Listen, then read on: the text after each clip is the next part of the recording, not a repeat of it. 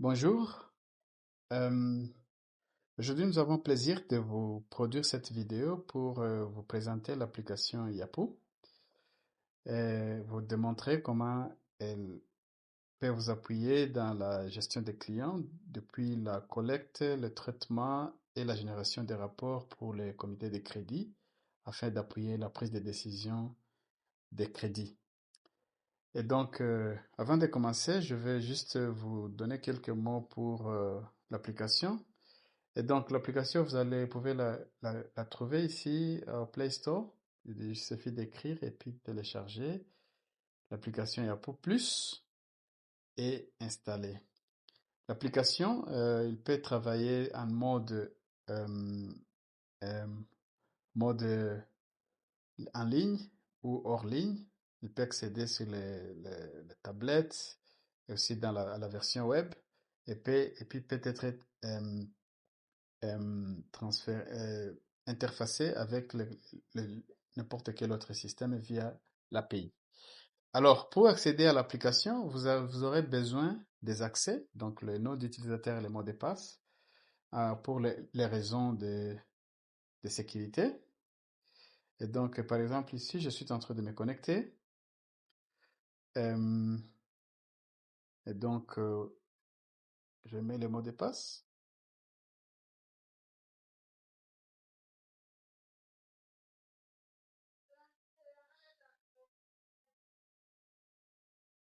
Et donc là, nous sommes dans l'application. Donc là, nous sommes dans l'application. Et, et donc, comme vous allez le voir, ici, c'est les clients, les dossiers qui ont été soumis par euh, les agents de crédit. Et ici en haut, vous avez les fonctionnalités sous forme de symboles. Le premier symbole ici, c'est créer un nouveau client. Le deuxième, c'est la gestion des clients. Le troisième, c'est la recherche. Et puis les brillants. Au niveau des brillants, ça s'enregistre automatiquement lorsque vous avez stoppé euh, l'interview et que vous n'avez pas terminé. Et automatiquement, ça va se stocker ici. Et donc, quand l'agent de crédit a le temps, il peut les rouvrir, les remplir et l'envoyer.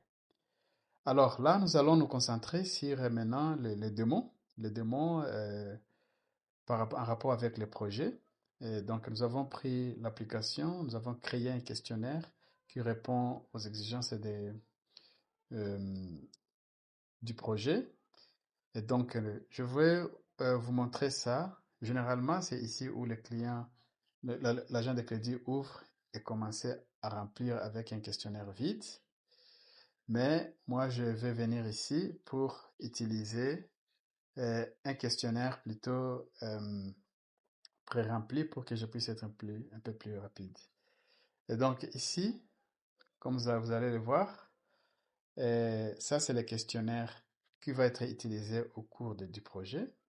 Il est structuré en 6 sections: information client, activité économique, euh, exposition, sensibilité, capacité adaptative et puis indice de vérification.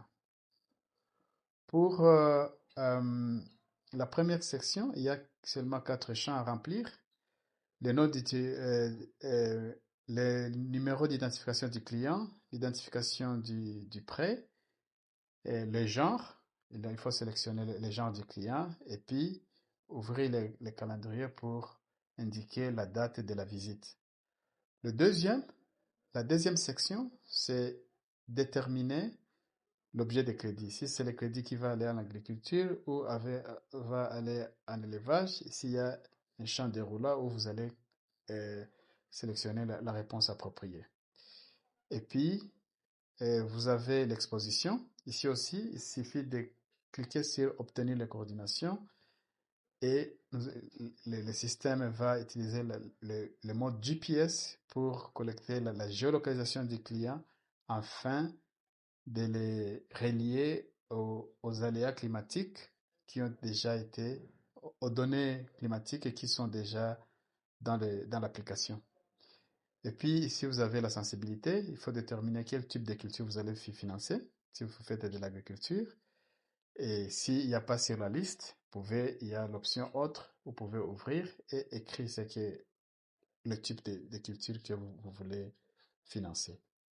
Et là vient maintenant la partie d'analyse de la capacité d'adaptation, donc la capacité adaptative du client. Ici, il s'agit de l'analyse de l'activité du client, ses pratiques, ses outils, son système d'exploitation et les solutions qu'il dispose pour mesurer si ça l'aide à s'adapter aux aléas climatiques. Et donc là, nous allons, par exemple, pour la première session, préciser le type de culture que le client pratique. Donc, il y a un système agroforestier ou pépinière. Je dis voilà, c'est non pour pépinière et c'est oui pour euh, agroforestier. Donc, ce client, lui, il fait le système agroforestier. Et si sur la liste, il n'y a rien, si la liste ne répond pas aux pratiques du client, eh bien, vous pouvez préciser ici, vous avez un champ libre pour écrire.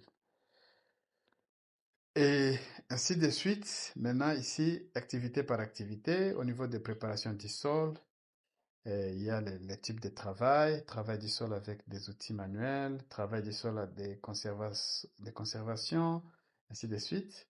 Au niveau de la semis, adoption de semences résilientes, non OGM, diversification des cultures cultivées dans les serres, la gestion de l'eau, quel outil il utilise, il a le réservoir d'eau, et toutes ces questions-là, il suffit de cliquer sur modifier la matrice, ensuite sélectionner la réponse. OK? Et voilà, donc, euh, conduite de culture, récolte, post-récolte, gestion des déchets. Voilà. Et enfin, une fois terminé à remplir cette session-là, ici maintenant, au niveau de l'indice de vérification, c'est la précision sur la destination des crédits, si ça va être, si le client veut investir dans la solution climatique. Et si c'est oui, donc vous allez sélectionner oui, il y a d'autres questions qui vont s'ouvrir. Et là, vous avez, par exemple, vous devrez choisir le secteur agricole, où la solution va être appliquée, le montant des crédits qui va financer la solution, et puis préciser quelle est cette solution-là. Ça peut être amélioration des génétiques agricoles, système agroforestier, agriculture, ainsi de suite. Il y a plusieurs solutions. Et une fois remplir ces quatre questions, maintenant, il y a aussi d'autres 5 questions ici où nous, nous, euh, qui vont nous indiquer comment est-ce que l'outil va être implémenté, la solution va être implémentée. Et là, on vérifie si le client a de l'expérience, oui ou non. S'il a obtenu de la formation, ça peut être oui ou non. Et là, maintenant, on va regarder aussi euh, si le client, la raison pour investir dans cette solution-là. Est-ce que c'est pour une meilleure revenu, productivité accrue, coût de production réduit, éviter les pertes de production, prévenir les dommages de la production, par exemple, ainsi de suite. Et là, maintenant, on va vérifier aussi si il aura une facilité ou un service après-vente et si c'est le fournisseur euh, qui va installer la solution.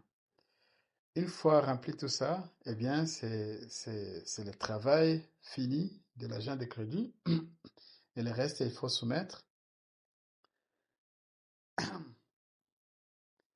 Et une fois soumis, automatiquement, le rapport va se générer et on va maintenant examiner les rapports. Pour examiner les rapports, vous avez des sections. Il y a prêt et profil. Au niveau des profils, vous allez voir quel est le profil du client. Et puis, si vous avez d'autres documents à ajouter, l'agent de crédit, il a un champ ici en bas où il peut télécharger notre document. Mais pour le moment, on va se concentrer sur les rapports. Donc, le rapport peut être téléchargé en mode PDF ou CSV. Et aussi, vous pouvez prendre une décision euh, si c'est approuvé ou rejeté ou en révision. Et là en bas, vous avez le détail des crédits, donc information sur du client, activité économique, l'exposition du client, la sensibilité, le type de culture, produit, et puis les indicateurs des risques climatiques. Et là, vous avez l'exposition, la sensibilité, la capacité adaptative, ce qui donne les risques climatiques nets et ainsi que la vulnérabilité. Et l'analyse s'expand sur six aléas climatiques, dont la sécheresse, les gels, extrême chaleur, inondations et la tempête. Nous avons intégré dans cette évaluation le système fait vert, où ça va indiquer des couleurs, si c'est faible, c'est vert, c'est vert, si c'est tendance jaune, donc c'est moyen, si c'est rouge, c'est élevé, et si c'est rouge foncé, donc c'est plus élevé. Et là, vous allez voir au niveau de l'exposition, par exemple, la sécheresse, c'est 3,25. Encore une fois, le score s'étend de 1 à 5. Donc, il est déjà à 3,25, ce qui est relativement élevé. Ainsi que extrême chaleur, il est à 4. Tandis qu'inondation et gel sont moyens faibles. Au niveau de la sensibilité MMM, vous voyez que les cultures qu'ils financent, ils sont sensibles au gel, à l'extrême chaleur, mais pour inondation et tempête, c'est relativement faible, et sécheresse, c'est encore moins faible. Voilà, et la combinaison de ces deux, euh, ça donne les risques climatiques nets, et donc, avec, bien sûr, avec la combinaison avec la capacité adaptative, qui est relativement moyen. Et voilà, ça c'est les risques climatiques nets global, 23%, et la vulnérabilité globale au 31%. Comparativement à la solution qu'il veut financer, il est à 70%, ce qui est bon, ce qui est peut-être qualifié vert. Et, et ici en bas, nous avons donné quelques indications pour pouvoir interpréter les, les rapports avec les signes de couleur. Et voilà. C'est un peu ça, comment ça marche. Et si vous avez d'autres questions, n'hésitez pas à nous contacter. On va vous éclaircir davantage. Merci.